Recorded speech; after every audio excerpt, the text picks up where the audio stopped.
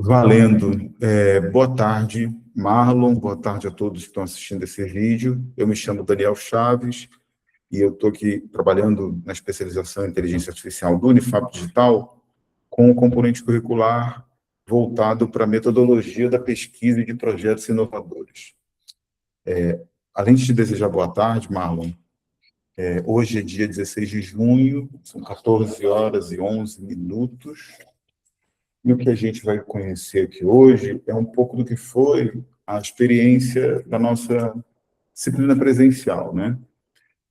Quais foram os principais focos, Marlon, desse encontro que a gente teve? O principal foco, sem sombra de dúvida, foi a nossa capacidade de transbordar para os nossos cursistas um pouco do que é o chamado design de projetos, né? Que é sempre uma questão muito relevante, considerando que o que é projeto varia muito de área para área, varia muito de ciência para ciência, mas que na nossa especialização obedece uma dinâmica mais ou menos orientada para produtividade. Claro que produtividade vai ter mil e uma acepções, o que eu chamo de produtividade é uma coisa, o que você vai chamar é outra, o que cada área do conhecimento vai chamar é outra, mas no nosso caso aqui, o que a gente está chamando de produtividade tem muito a ver com a dinâmica da pesquisa aplicada, da extensão acadêmica, da extensão tecnológica, ou seja, do quanto nós somos capazes, de via de regra,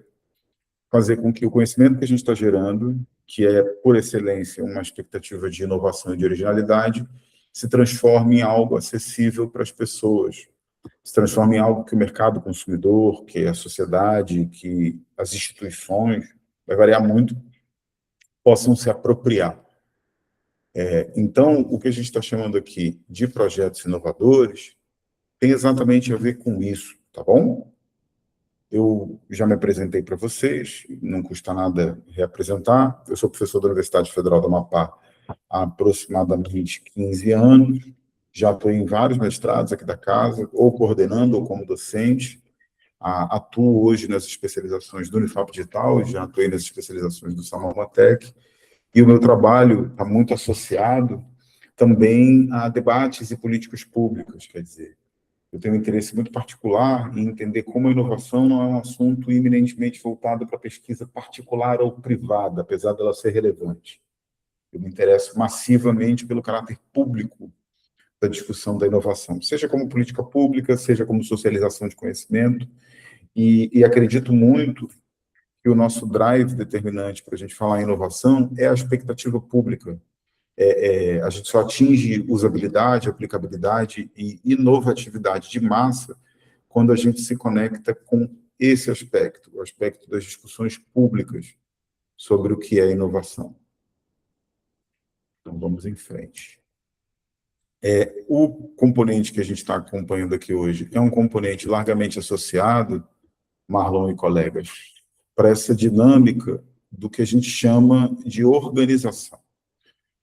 Não vai acontecer em nenhuma disciplina de projetos, alguém que diga a vocês como vocês têm que organizar as ideias de vocês. Esse é um exercício que é muito facultativo, ele é muito próprio, muito particular de cada pesquisador, de cada pessoa, porque cada um sabe qual é o seu talento, qual é a sua aspiração, quais são as suas demandas, né?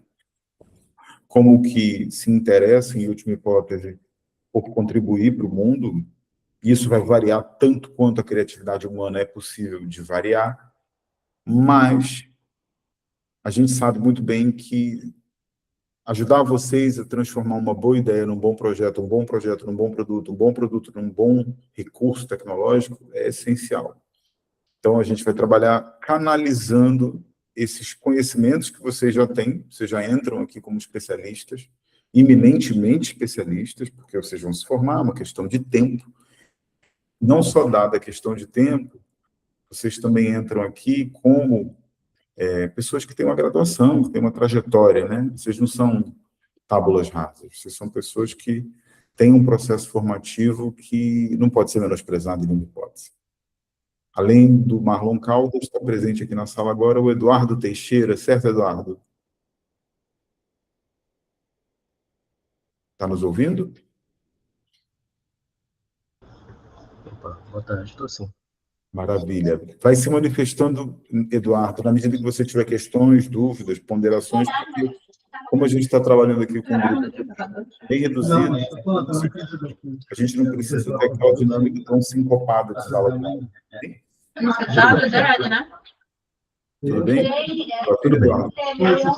Tudo bem. Eu vou pedir para você colocar seu microfone no mudo, por favor, enquanto você não falar, Eduardo, porque está entrando muito áudio externo, tá bom? Ok. Obrigado. Maravilha. Então, essa contribuição, como eu disse antes da gente dar a saudação ao Eduardo, ela está eminentemente voltada para isso que eu chamo de design de projetos, como se fosse um mapa que vai guiar a equipe desde o início até a conclusão. Um design de projeto bem elaborado, sem dúvida alguma, vai aumentar as chances de sucesso. Planejar não é a mesma coisa que executar. Todo mundo sabe disso. Um bom plano pode dar certo, um plano não tão bom pode dar certo.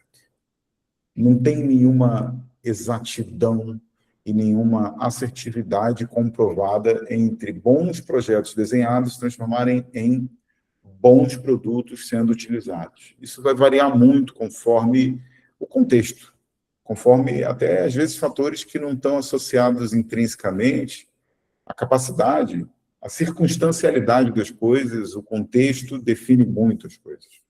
Mas a gente usa o planejamento e o design de projetos, ou seja, fazer coisas que realmente sejam pensadas para serem apropriadas, aplicadas de fato fidedignamente ao seu uso, com foco na gente conseguir mitigar o risco do projeto não dar certo. Essa é a principal expectativa do design de projetos. Não é dar certeza de que aquilo vai ter sucesso, mas é diminuir os riscos de dar errado. E é bem nessa metodologia que a gente trabalha aqui um pouco do que nós vamos mostrar nesse componente curricular, ok? Eu queria falar um pouquinho com vocês, obviamente, do que é inovação, em primeiro lugar. Inovação é uma implementação prática de ideias, ou seja, ela não é uma criação tão somente, isso é a invenção, mas a invenção, que é um invento para se transformar em inovação, precisa decididamente de praticidade, de aplicabilidade, de se tornar algo real, que se introduz como bem ou serviço na melhoria dessa oferta de bens e serviços dentro de um contexto. Naturalmente, como eu falei da implementação, há um foco importante que é o da difusão, tá? Sem dúvida alguma. Há um segundo foco tão importante quanto, que é o foco na novidade, ou seja, tem que ser algo que se difunda e que seja, portanto, usável, que ganhe mercado, que ganhe usabilidade, mas é desejável também que seja algo novo. Isso que a gente chama de algo novo tem uma natureza que precisa ser muito bem pensada. E esse, eu diria, que é o primeiro dos elementos de preocupação para o design de projetos de vocês. Prestem bem atenção nisso. Muitos de nós temos, por natureza, as nossas expectativas, as nossas ambições, as nossas aspirações. E a gente está acostumado a acreditar que o quanto a gente for radicalmente ou disruptivamente inovador, mais a gente vai ganhar usabilidade de mercado. O que não é tão verdade assim. As tecnologias de inovação também nessa... Vamos lá, voltar ao que eu acabei de falar. Nessa relação entre novidade e difusão, tem um equilíbrio de importância que precisa ser muito bem matizado para quem está gerindo o processo inovador. O que eu quero dizer com isso? Eu vou dar um exemplo. Boa parte das tecnologias que são disruptivas, que são radicais, que criam um produto ou um serviço ou um processo que antes era imprevisto ou impensável, nem sempre elas garantem uma usabilidade imediata. Às vezes, a curva de apropriação, ou seja, o tempo que demora da ideia ao uso, por ser uma inovação realmente tão impensável, encara certa resistência ou encara custos operacionais e de recursos tecnológicos que não são tão óbvios e nem tão práticos em curto prazo, de uma tal maneira que, às vezes, a inovação que cola, vamos chamar assim, que pega mais rápido, é a inovação que é mais aditiva, que é uma inovação incremental, uma inovação que não necessariamente é tão disruptiva assim, é tão radicalmente inovadora assim. Vocês entendem o que eu quero dizer com isso? o quanto mais a tecnologia que eu estou criando for disruptiva, mais eu vou ter limites, barreiras, fatores que vão condicionar a capacidade de um mercado, de uma ambiência, em se apropriar daquilo. Às vezes, a inovação não precisa ser algo tão radical assim, tão fora da curva assim. Ela só precisa melhorar um pouquinho um processo. Então, o que o Clayton Christensen, que está na bibliografia de vocês, aponta como os dois grandes tipos de inovação, a aditiva ou a incremental e a disruptiva ou a radical, elas precisam ser muito bem matizadas porque é muito comum que todos nós queiramos fazer algo para ser inovador que seja absolutamente impensável, que seja algo que ninguém tenha feito, que crie algo inteiramente novo. Por que a gente faz isso? Porque a gente tem, mal ou bem, uma expectativa, um interesse em se tornar referência. E se tornar referência implica em garantir uma boa fatia do mercado, ou às vezes até mesmo a exclusividade do mercado.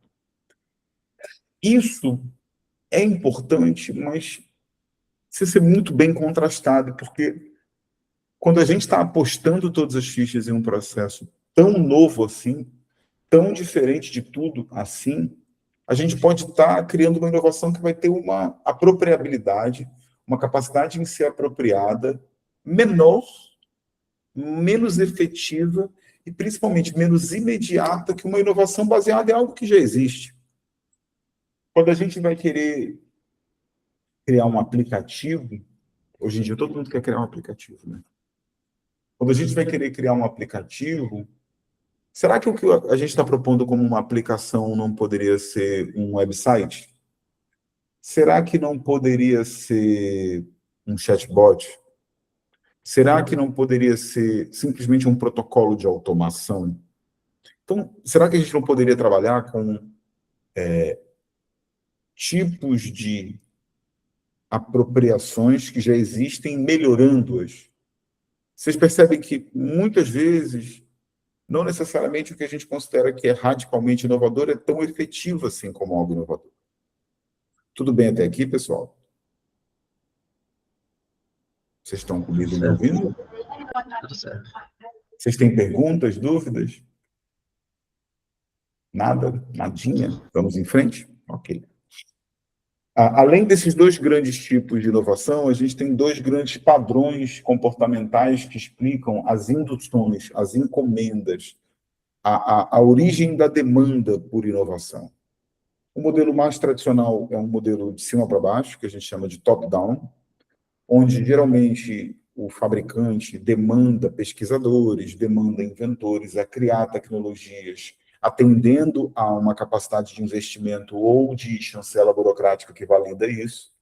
Ou seja, muitas vezes a gente está presumindo que a inovação vai funcionar melhor quando tiver um demandante.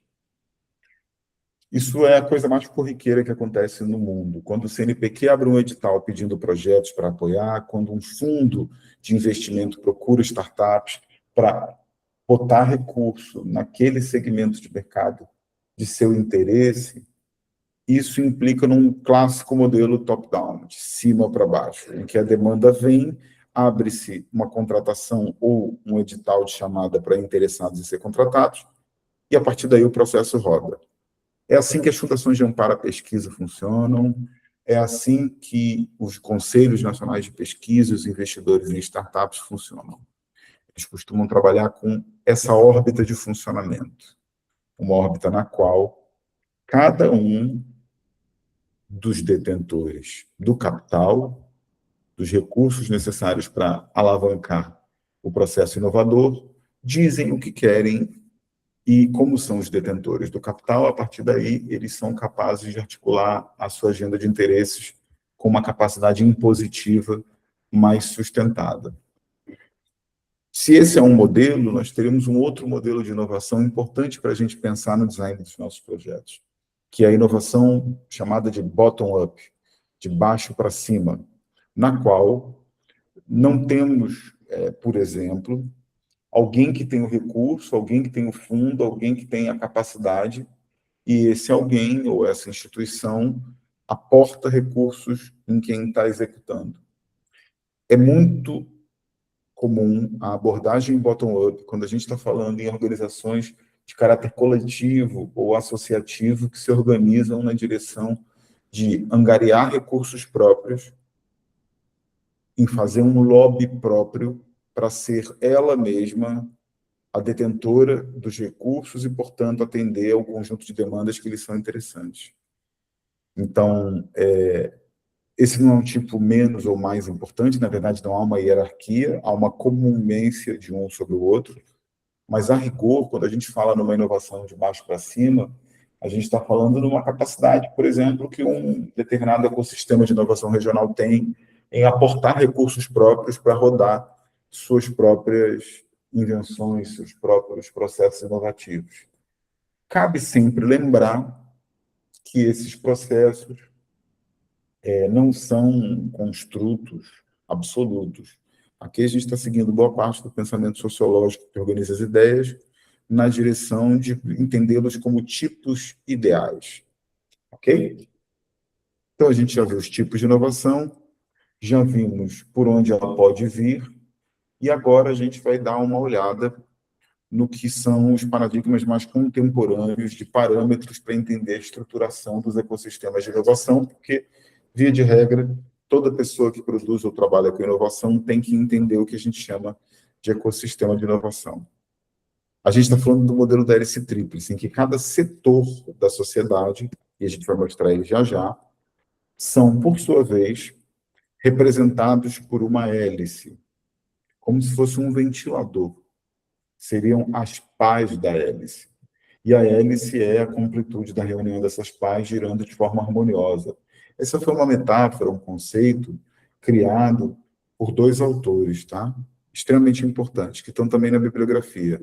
O Henry Edskowitz e a Loet Leidersdorf, que são pesquisadores americanos, ou pelo menos sediados em universidades americanas, que perceberam que a inovação, apesar de acontecer com uma capacidade de transbordo sistêmico muito importante, ela não necessariamente funciona de forma espontânea. Ser sistêmico e ser espontâneo são coisas distintas. Assim sendo, as interações que acontecem por meio de envolvimento de gestores da indústria, de ambos os setores, está interessado em compreender como, e aí nós estamos falando sem meias palavras, de uma forma de produzir muito específica de uma sociedade baseada no modo de produção capitalista, em que os detentores do meio de produção dizem, ou tentam dizer, para onde os recursos devem ser aplicados para o desenvolvimento de novas tecnologias. Se esses atores, os detentores do meio de produção, especificamente, todos eles têm uma expectativa, a maximização da sua taxa de retorno, ou seja, o lucro, o retorno do investimento. Para equilibrar essa relação e não se transformar tão somente em algo voltado para a lucratividade, é que a Leidersdorf e o Edskowitz propuseram um sistema que está baseado justamente no que a gente chama de hélice tríplice como uma convergência harmoniosa de três setores, de três tipos ideais, mais uma vez, tipos ideais de setores. Esse primeiro setor seria tudo bem, Manu? Estou dando aula e gravando a aula, mas não te atrapalho, né? Tá bom. Vocês querem conhecer a Manu? Essa é a Manu. Tudo bem, galera? A Manu está no YouTube em algumas horas, é só essa aula terminar. Você será uma estrela. Então, o que a ideia da hélice tríplice preconiza? A ideia da hélice tríplice preconiza, em primeiro lugar, que todos os ecossistemas de inovação têm que ter não só a capacidade produtiva de ideias e de recursos, mas tem que ter uma governança capaz de mediar essas relações. E, em segundo lugar, para dar mais efetividade e assertividade a esses ecossistemas, a ideia de que produtores de riqueza, produtores de conhecimento e produtores de regulação ou facilitação dessas interações precisam ter competências muito bem estabelecidas para ganhar agilidade e, sem nenhum problema em dizer isso, em ganhar a assertividade necessária. Não precisa todo mundo fazer a mesma coisa. é muito mais funcional, segundo os autores, e isso me parece uma hipótese bem relevante, que nós tenhamos a capacidade de criar competências específicas para, por sua vez, nortear ações mais eficazes. Há um monte de possibilidades, gente, nessa ideia de hélice tríplice. Já se fala em hélice sextupla. Todo mundo vai criar um modelo a partir disso, é bem legal, porque ajuda a amadurecer o conceito. Mas o quanto melhor vocês conseguirem equilibrar, quando vocês forem pensar quem eu sou no ecossistema de inovação, o quanto mais vocês conseguirem sintetizar, respeitando a diversidade na compreensão das outras partes da hélice que vocês estão envolvidos, e como isso pode, por sua vez, maximizar os resultados, melhor. Assim, eu diria que, sem dúvida alguma, nesse processo de planejamento estratégico, a capacidade de vocês de transitar entre a simplicidade sem matar a complexidade é o caminho ideal.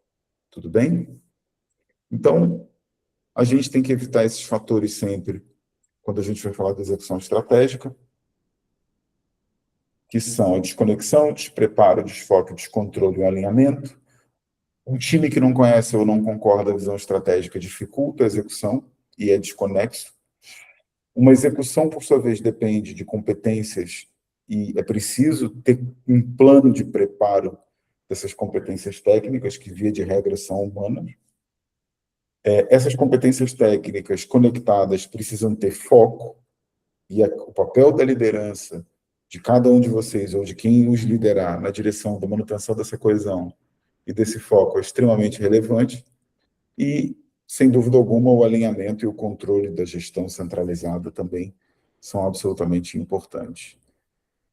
Seja top-down, seja bottom-up, seja aditivo, seja incremental, seja radical, seja disruptivo, qualquer uma dessas coisas implica que o desenvolvimento é sempre feito pelos envolvidos e nunca pelas externalidades. A gente nunca vai conseguir desenvolver uma ideia a partir dos outros tão somente. Nós precisamos assumir essas responsabilidades. Responsabilidades que, no campo acadêmico, a gente chama, de forma bastante abrangente, de empreendedorismo. Então, ser empreendedor é abrir uma startup? Claro que é. Ser empreendedor é abrir uma empresa? Claro que é. Ser empreendedor é pensar uma pesquisa que ninguém nunca pensou e acreditar que ela é possível? Também é. Ser empreendedor é abrir uma especialização que não existia? Também é. Então, acreditar na sua ideia e fazer ela rodar, assumir os riscos e a liderança necessária é o que diferencia empreendedores de realizadores. O empreendedor, em última instância, quer mudar o seu meio, quer aproveitar oportunidades. Já as pessoas que são apenas realizadoras, o que por si só já é importante, o mercado precisa delas, são pessoas que acreditam em fazer dentro do que já existe. O empreendedor aposta nas oportunidades do incerto. O realizador quer o mínimo de fracasso e o máximo de assertividade possível. Então, o que faz com que todas essas pessoas sejam lideranças, o que é um componente essencial para o empreendedorismo, é a capacidade de liderar, de tomar frente, de inspirar, motivar, guiar, proteger, fazer com que todos daquele grupo, daquele projeto, queiram caminhar de forma unida. Tudo bem até aqui, pessoal? Vocês têm alguma dúvida? Tudo certo? Nada resolvido? Isso. Vamos lá. Vou falar um pouquinho, e eu, como anunciei a vocês, hoje vai ser uma reposição de conteúdo bem concisa, a não ser que vocês queiram alongar o debate, o que eu estou à disposição de vocês, tá bom? Um minutinho só.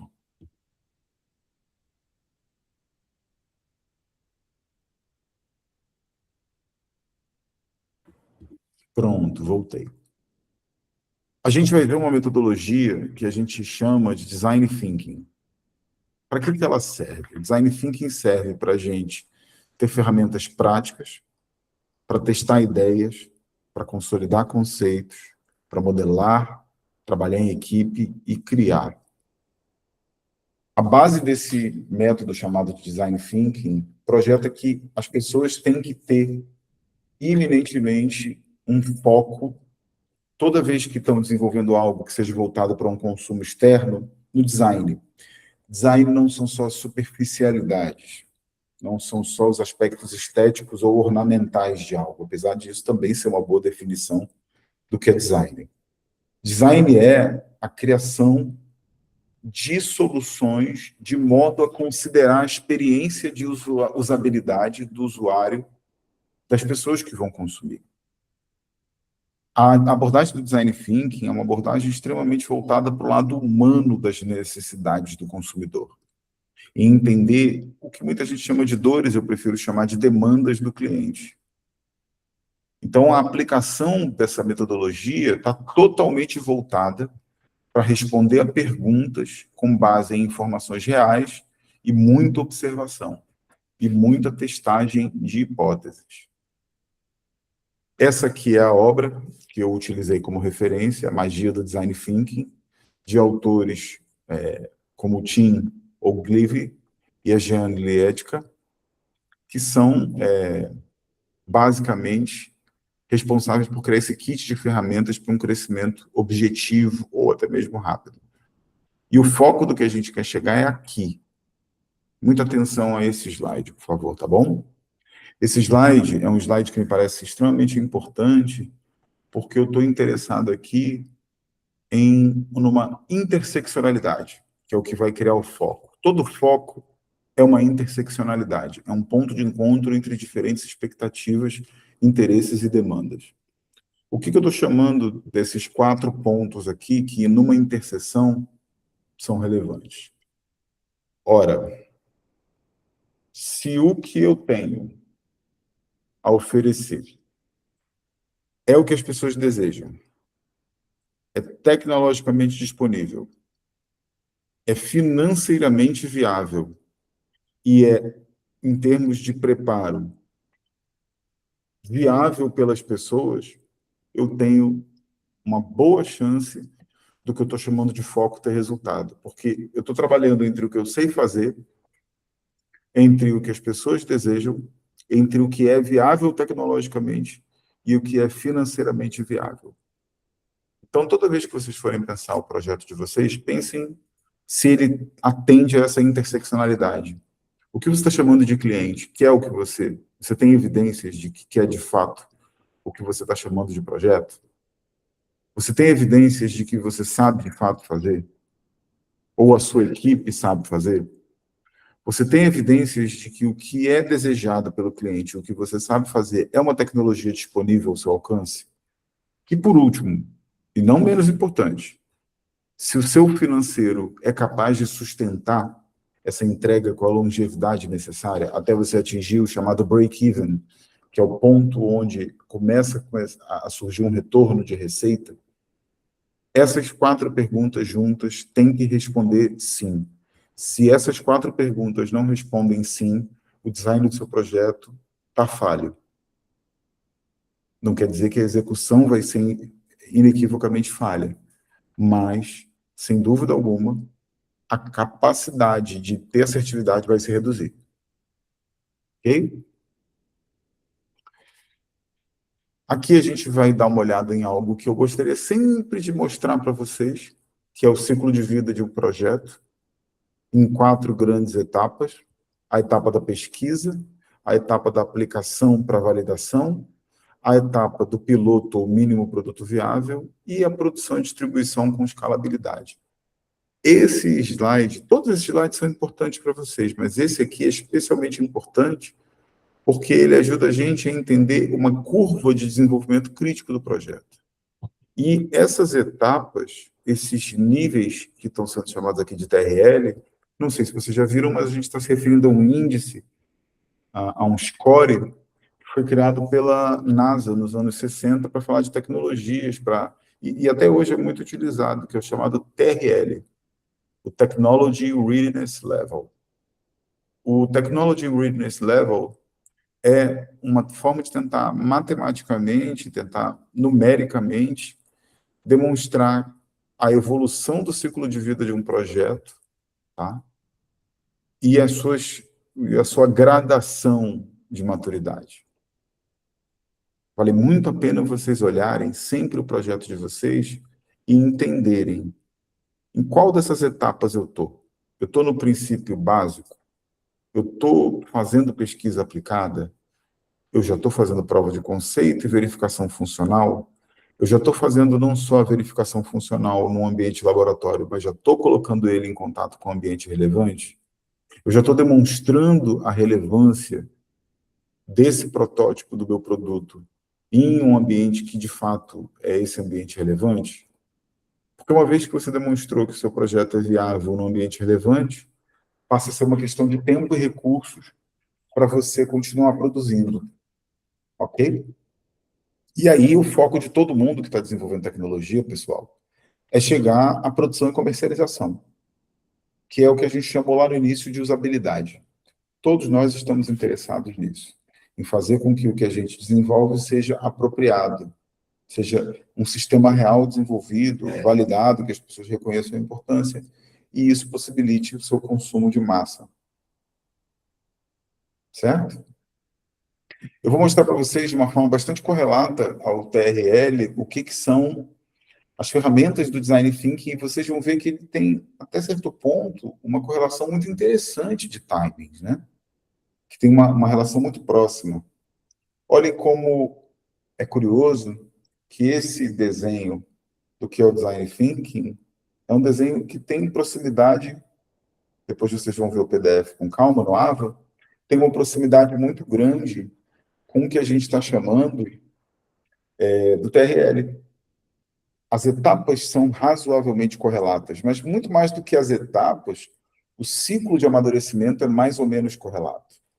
E isso é muito importante que vocês tenham em mente, porque isso vai ajudar vocês a compreender que a evolução de cada etapa dessa metodologia do Design Thinking ajuda não só no interior de cada etapa do desenvolvimento do TRL a avaliar a maturidade e a viabilidade do projeto, mas também vai ser algo extremamente importante para que vocês consigam, dentro de cada etapa, melhorar e compreender esse melhoramento em etapas dentro de um contínuo.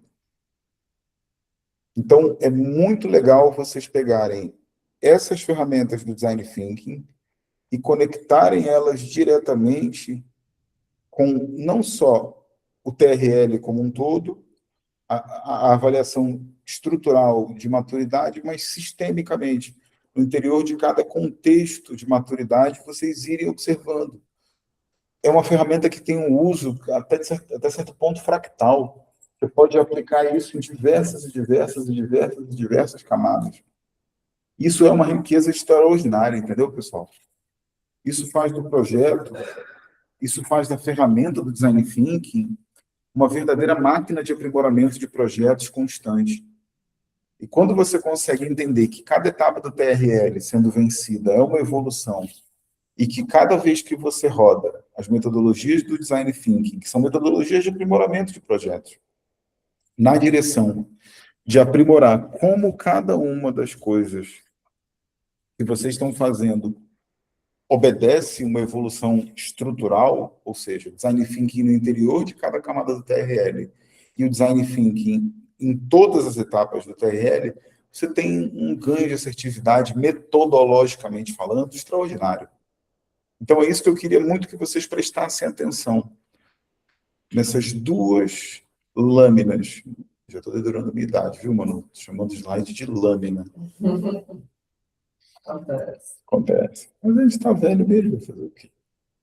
Então, vocês olharem o TRL como um grande ciclo de vida do projeto, e dentro de cada grande ciclo ou pequeno ciclo, como cada uma dessas etapas do Design Thinking vai ajudar, vocês vão ter uma ferramenta absolutamente extraordinária. E aí, vocês vão observar no decorrer, eu recomendaria muito vocês, que vocês observassem no interior de cada um desses slides, no interior de cada uma dessas etapas, desde a visualização, passando pela tempestade de ideias, até as provas de conceito, sobre como vocês podem ajudar a tornar nítido e assertivo o projeto de vocês. As etapas são extremamente importantes. Em sequência, a primeira delas é a visualização, e eu deixo para vocês aqui um exercício nesse sentido. A etapa do mapeamento de jornada, em que a gente vai entender como que o cliente está recebendo, o consumidor está recebendo o que a gente vai produzir. Então, esse é um primeiro passo importante, porque a gente seleciona clientes, esquematiza a experiência deles, tenta localizar e reunir informação, cria muita dinâmica de observação para ser menos intuitivo possível e mais dedutivo. E a gente faz exercícios que são extremamente prazerosos, que é você colocar no lugar do nosso cliente. Porque se o nosso cliente quase sempre tem razão, e ele é o senhor absoluto das relações de consumo, por consequência, a nossa capacidade de entendê-lo, entender a sua jornada, acaba sendo fundamental. Não só para a gente fazer isso como uma experiência linear, mas para entender que a experiência dele tem uma curvilinidade. E nessa curvilinidade a gente pode ter uma série de formas de não só mitigar os pontos baixos do que a gente prevê que seja a experiência dele, mas em potencializar os pontos onde a excitação do processo de consumo é cada vez melhor.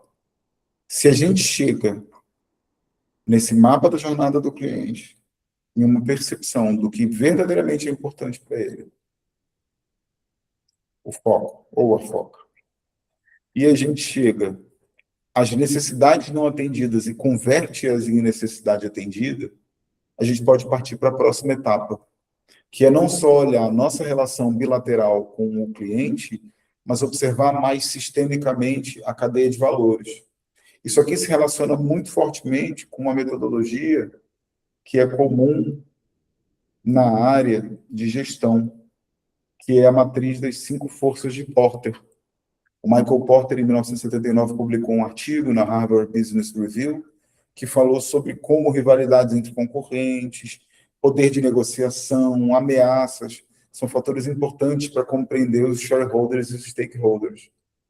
Então, quando eu estou falando em analisar a cadeia de valores, é claro, a gente utiliza muito coisas como matriz SWOT ou matriz FOFA, baseado em força, em fraqueza, oportunidade e ameaça, mas eu também acho que tem ferramentas relevantes para a gente tentar fazer essa mensuração das nossas vulnerabilidades e das oportunidades de quem é influente no nosso mercado, como as 5 forças de Porter, que eu estou deixando aqui à disposição de vocês, e a matriz Jansoff, que é uma ferramenta que ajuda a criar estratégias para lidar justamente com as potências, as vulnerabilidades, as oportunidades, tentando penetrar, ampliar, fortalecer e diversificar a nossa força pessoal. Então, deem uma olhadinha com muita atenção nessas ferramentas e procurem utilizar elas como verdadeiros radares de oportunidade, de ameaça, de potência e de fragilidade. Bom, a gente já reuniu muita informação nessa etapa. A etapa do mapeamento mental é, de novo, uma forma de tentar fazer com que essa sístole e diástole, essa abertura e esse fechamento do processo, criem uma capacidade de se tornar novamente simples. Então, para isso, a gente costuma acreditar muito, eu defendo muito que a melhor forma, do ponto de vista instrumental, para fazer o mapeamento mental é trabalhar com 5W2H. Não sei se vocês já viram, é uma ferramenta bem consagrada de geoespacialização e de dimensionamento de demanda e de, como eu costumo brincar, de fulanização das coisas num projeto. Porque o 5W2H, que em inglês é o when, what, where, who e o why, e o H é how e o how much, são, na verdade, formas de responder coisas como o what, o que é, o porquê, que é o why, o who, que é o quem, para responsabilizar, o where, quando a gente pergunta where, a gente está perguntando onde as coisas vão acontecer. Quando a gente pergunta when, a gente está pensando em cronograma, em quando. Quando a gente está pensando nos 2H, no how, que é o processo, e o how much, que é o custo do processo, a gente consegue ganhar um croquis bem legal de todas as informações que a gente juntou no mapeamento de jornada, na visualização, na análise da cadeia de valores, no mapeamento de jornada, aqui tentando criar uma assertividade a mais próxima possível, para a gente compactar, organizar e, a partir daí, voltar para uma expansão de ideias, que é esse momento aqui importante, olha, que vocês vão ver, que é o momento, olha aqui, a curva subindo, a curva da tempestade de ideias, que é o mais importante dos brainstorms dentro de um projeto, das tempestades de ideias, o brainstorm, em que a gente vai entender o cliente, a jornada dele, o que nós somos e como nós nos relacionamos com o ecossistema, como essa cadeia de valores precisa de uma estrutura muito clara, e aí a gente começa a caminhar na direção de pensar como, fora da caixa, a gente pode ser diferenciado no mercado. Então, a tempestade de ideias é algo que é muito importante para a gente entender o quanto a gente pode ser inovador, enquanto a gente pode lidar com missões e desafios inovadores. E um dos exercícios que a gente pensa aqui, eu costumo oferecer para os cursistas, para eles fazerem a tempestade de ideias deles, é pensar o seguinte: criem duas colunas, uma lógica das coisas que seguem uma lógica do que vocês fazem, e ou vocês sozinhos ou com a equipe, criem mecanismos de avaliação contra a lógica. Como eu faria diferente do que eu faço cada etapa, com mais ousadia, com mais velocidade, com mais diferencial. Quando vocês atingirem isso, vocês chegaram num dos picos do processo criativo.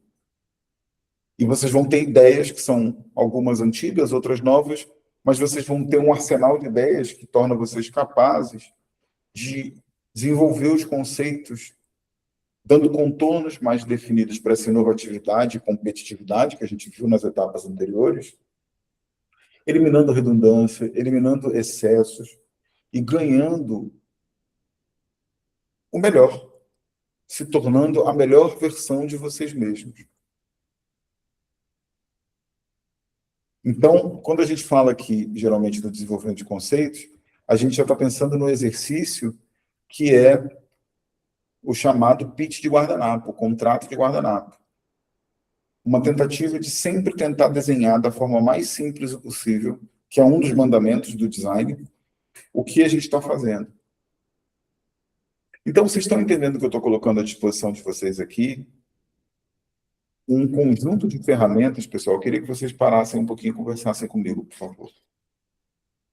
Vocês estão entendendo como essas ferramentas aqui, do que a gente está chamando de design thinking, são ferramentas voltadas para a nossa capacidade de ganhar maturidade, de ganhar assertividade, de ganhar inovatividade e, principalmente, de tornar o design, o processo de concepção e execução do nosso produto o melhor possível.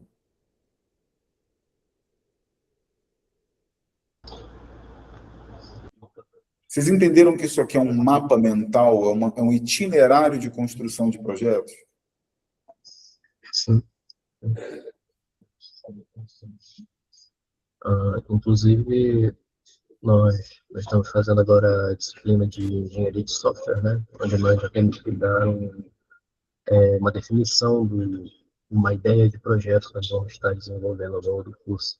E como eu entrei um pouquinho atrasado, eu senti falta justamente dessas etapas antes mesmo de seguir com as etapas do desenvolvimento das documentações, né?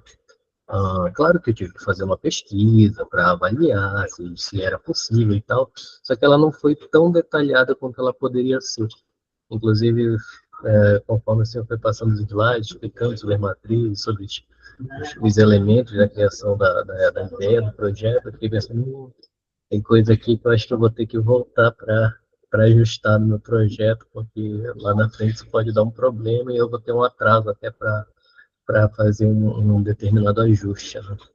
Eduardo, eu te diria para não ficar preocupado, claro, ser precavido, e você tem razão, mas não precisa ficar tão preocupado, porque o ciclo de aprimoramento de projetos é um exercício perpétuo.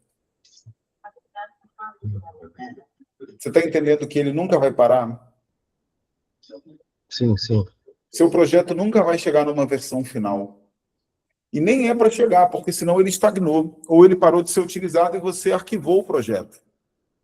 Ele vai estar sempre... Essa apresentação que eu estou rodando com vocês, toda vez que eu for dar essa disciplina, eu vou melhorar ela.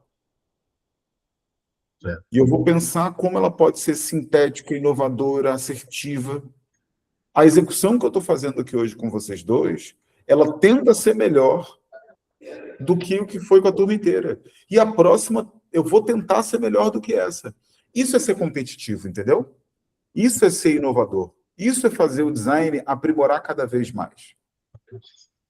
Perfeito. Esse é o ponto.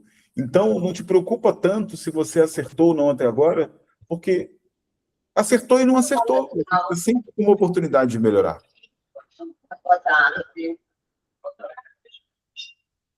Entendeu? Entendi. E aí, Marcos, o que você achou?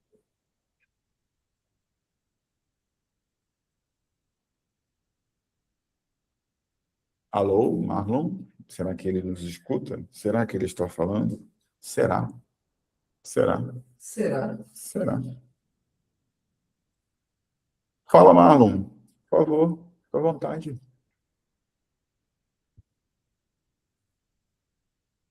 Você está levantando a mão, mas eu não estou te ouvindo.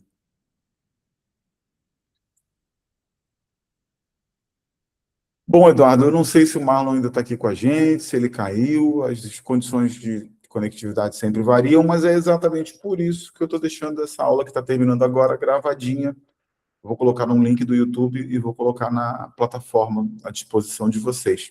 Tá legal? Perfeito. Oi. Ô, Marlon, voltou?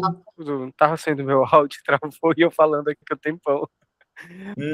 É assim mesmo. Então, complementando o que o Eduardo falou de ciência, eu também senti bastante falta dessa matéria, né? Inclusive, exatamente como o Edi falou, conforme o senhor vai falando, você vai citando o assunto em si, eu percebi que realmente o meu projeto também tem não são algumas falhas, né? Várias e tudo mais, e que não atribuindo a culpa, né, da ausência, mas já dizendo que também, como a gente já está num projeto, já tem um projeto meio que moldado ali, já está fazendo apresentação e tudo mais, já finalizando a matéria de engenharia, então já comecei a ter uma ideia, mas olhando agora pela matéria de metodologia, percebi que realmente eu poderia ter melhorado bem mais. Você vai melhorar sempre, Marlon. Não te pega nisso, não te aborrece com isso.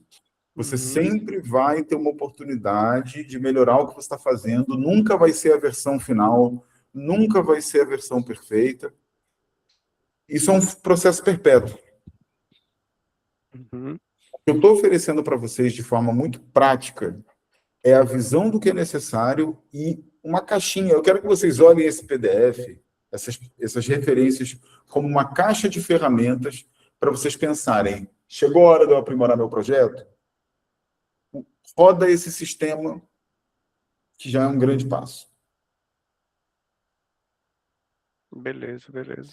Usa como uma ferramentinha mesmo, como um ciclo, como um sistema, com você, com a sua equipe, com o seu orientador. Isso já é uma grande coisa. É claro que às vezes a gente acha muito maçante ter que rodar o mesmo processo várias vezes. No entanto, a consistência é maçante, mas ela dá resultado, né? Não reinventar a roda toda vez que vai fazer uma coisa é muito importante para mim. Então, eu tô deixando... acho que eu vou precisar, conforme cada vez a gente vai olhando um projeto, né? A gente vai, falta alguma coisa aqui, falta alguma coisa ali, evita isso aqui, talvez essa forma de planejamento não seja ideal naquele momento, mas agora talvez seja. É complexo mesmo. Mas é assim mesmo. Só tem versão final de projeto que é arquivado. Verdade. Quando ninguém mais quer consumir aquilo, aí virou versão final.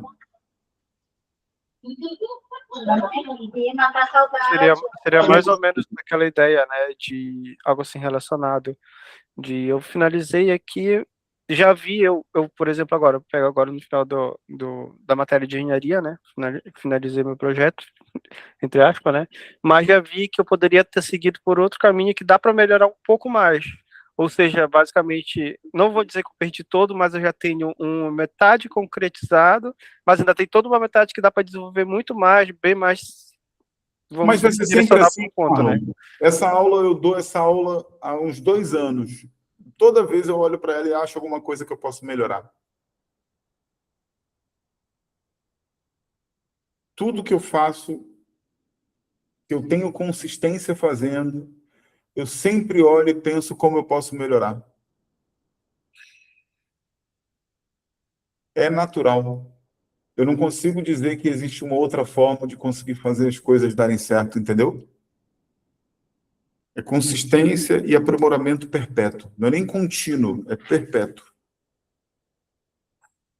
Meus amigos, a gente acabou de bater 1 hora de sessão. Eu não tenho a expectativa aqui de repor as 8 horas que a gente fez presencialmente. Presencialmente a coisa funciona diferente, é uma outra quantitativa, uma outra metodologia. Eu entendo que o online ele tem um tempo de exaustão que é bem dado, mas eu queria ouvir vocês, se vocês se sentem satisfeitos com relação ao que eu busquei fazer com vocês aqui nesse encontro. Conseguiu ajudar? Sim, com certeza. A explicação foi bem clara. Só vou precisar revisar depois com calma. Eu vou deixar ela disponível para vocês. E vocês podem me procurar. Eu vou deixar meu contato aqui à disposição.